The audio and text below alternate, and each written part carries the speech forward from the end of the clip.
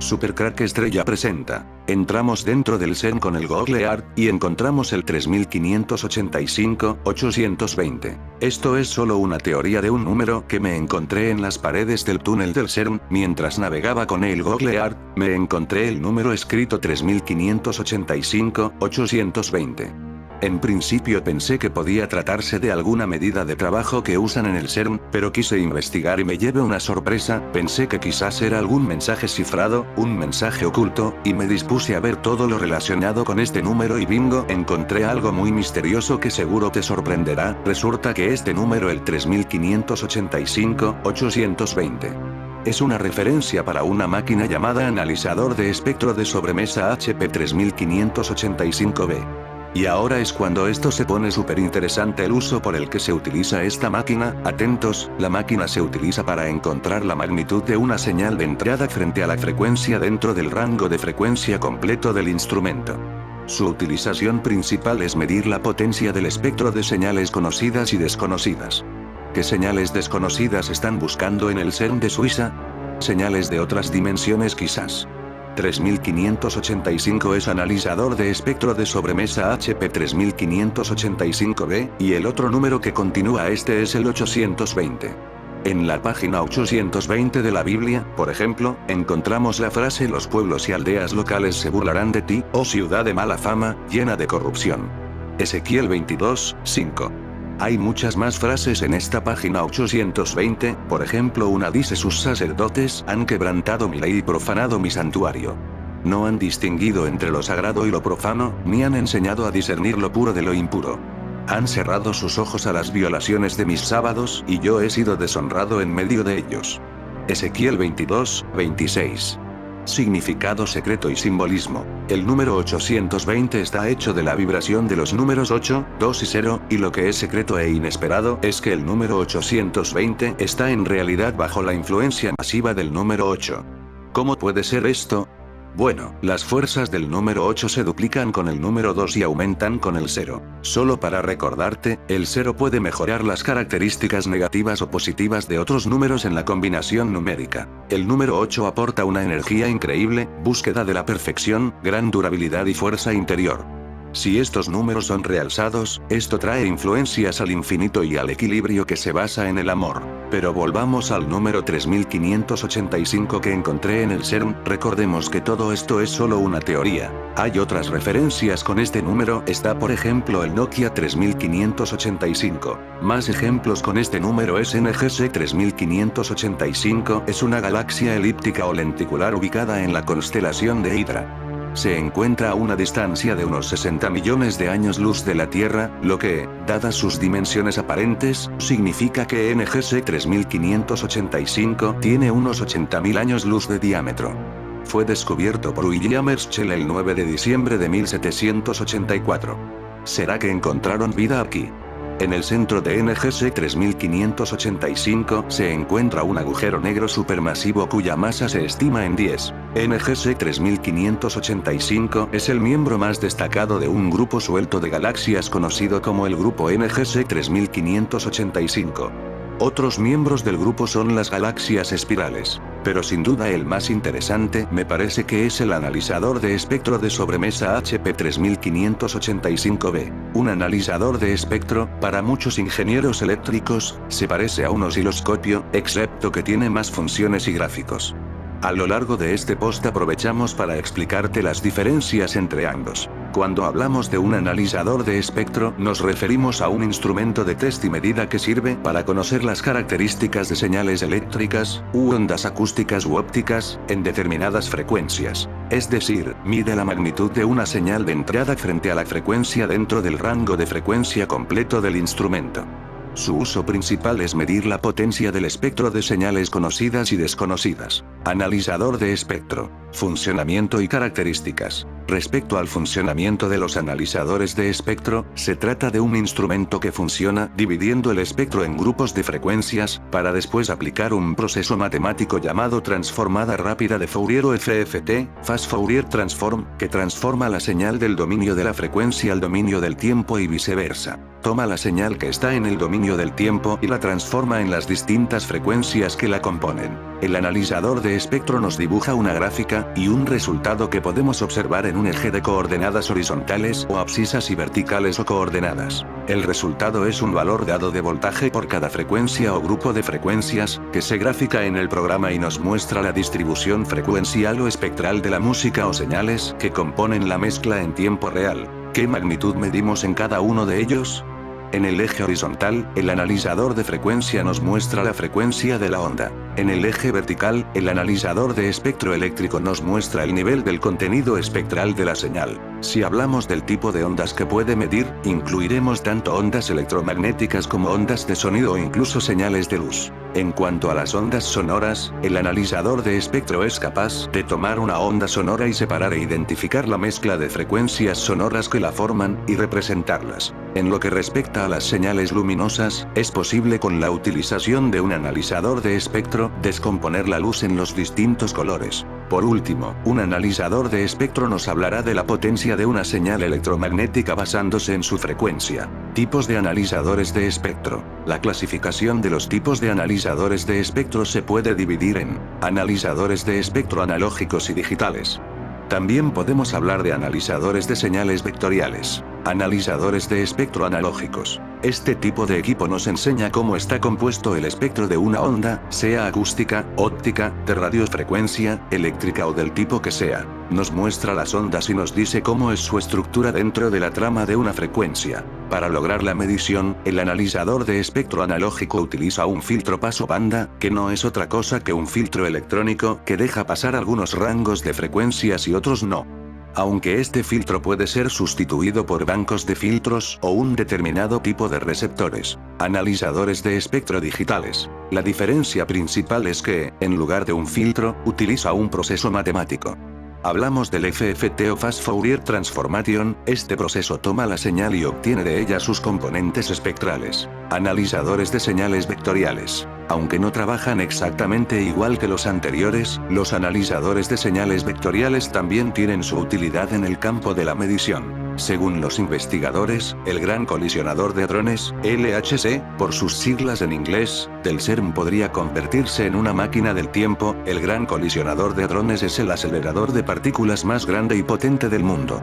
Siendo el colisionador de partículas más poderoso, es la instalación experimental más compleja jamás construida y la máquina individual más grande del mundo. Propósito del LHC.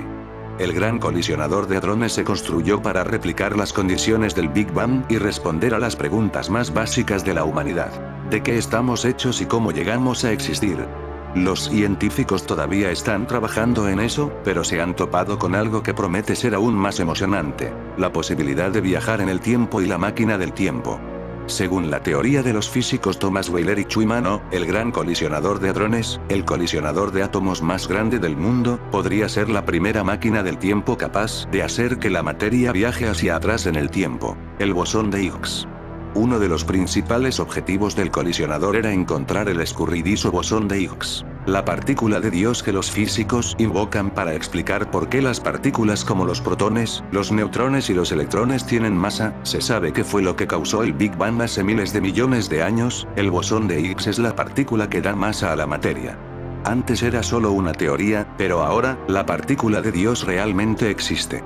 Los investigadores afirmaron que si el colisionador logra producir el bosón de Higgs, se predice que creará una segunda partícula, llamada singlete de Higgs, al mismo tiempo. La idea del viaje en el tiempo. De acuerdo con la teoría de Wheelerio, estos singletes deberían tener la capacidad de saltar a una quinta dimensión adicional donde pueden avanzar o retroceder en el tiempo y reaparecer en el futuro o en el pasado. El singlete es solo un término técnico usado para una partícula que no interactúa con la materia en la forma que conocíamos hasta hoy. Espera, ¿la quinta dimensión? ¿Cuántas dimensiones hay?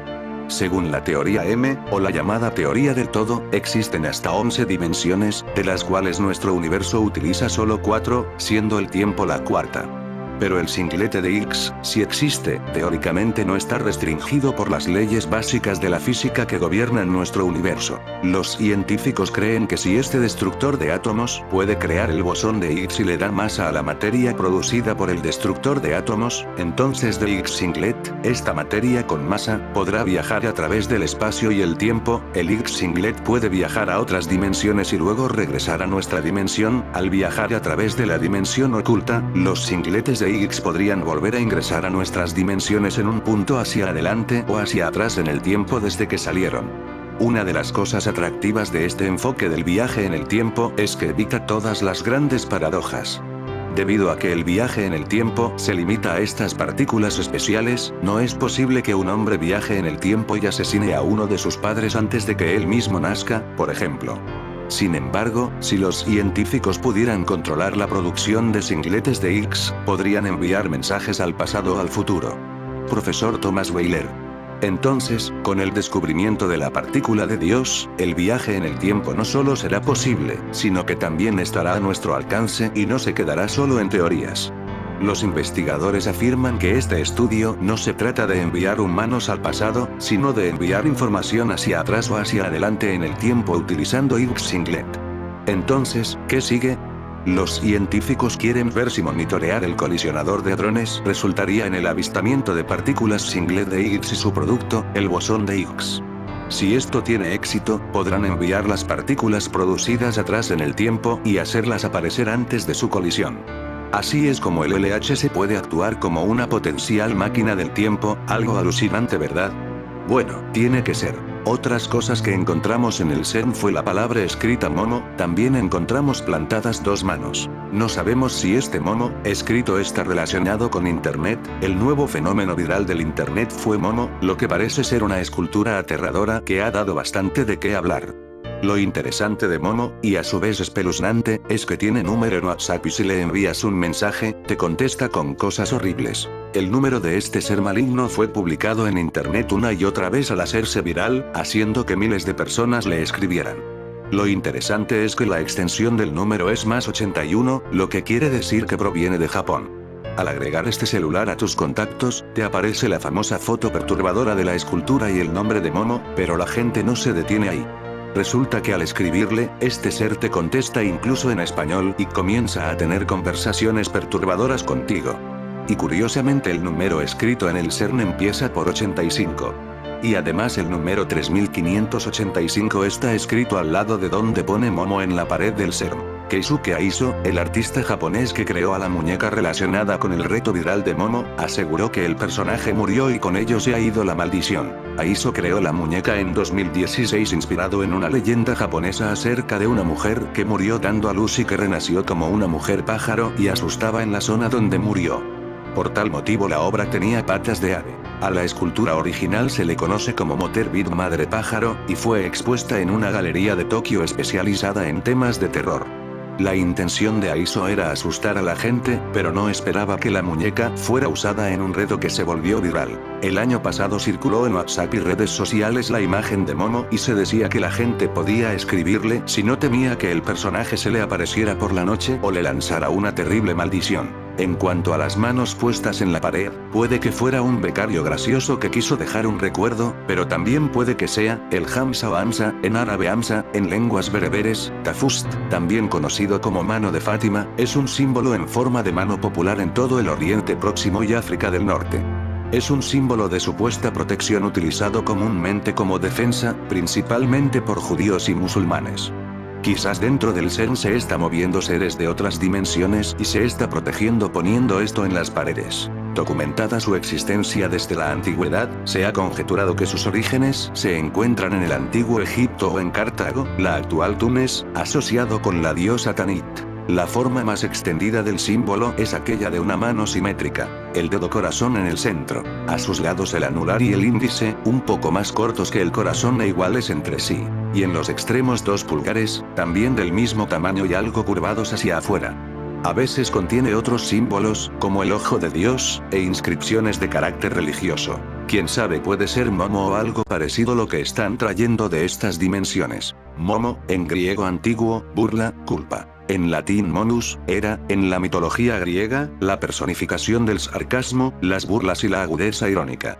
Era el dios de los escritores y poetas, un espíritu de inculpación malintencionada y crítica injusta. Otro dato interesante es que Momo es el título de una novela escrita por Michael Ende.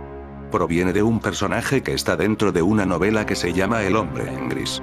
Se cuenta que esta es una novela de 1973 y según cuentan la trama trata sobre un niño que recupera el tiempo que se robaron unas personas, detalla Paulette. La youtuber encontró una app china llamada Momo.